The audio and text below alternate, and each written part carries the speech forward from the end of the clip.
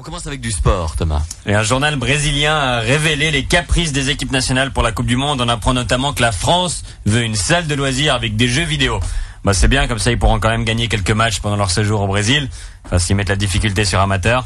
Sport local maintenant. S'ils sont premiers en Challenge League, le FC Le Mans-sur-Lausanne, actuellement en tête du championnat, devra jouer à Beaume, à 40 km de leur stade actuel. Heureusement, pour préserver l'environnement, les 4 fans du FC Le Mans ont annoncé qu'ils feraient du covoiturage.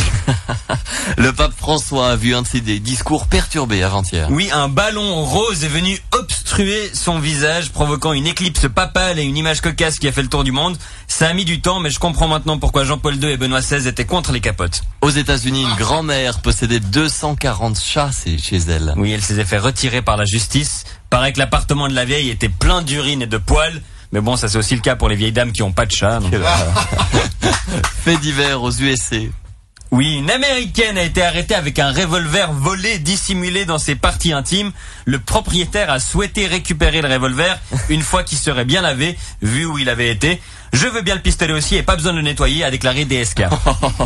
Justement, hier, on a appris que DSK était à la tête d'une entreprise de gestion de fortune basée sur la côte. Ouais, confiez votre argent à DSK, il fera travailler votre bourse comme si c'était la sienne.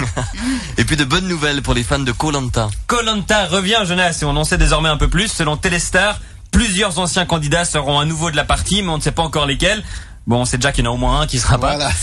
Il tourne la nouvelle saison en Malaisie, donc on a déjà une idée de la première épreuve. Arrivée à destination avec Malaysian Airlines.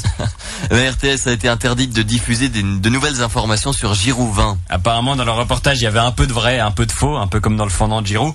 On ne sait toujours pas quand sera levée l'interdiction pour la RTS de diffuser un divertissement de qualité.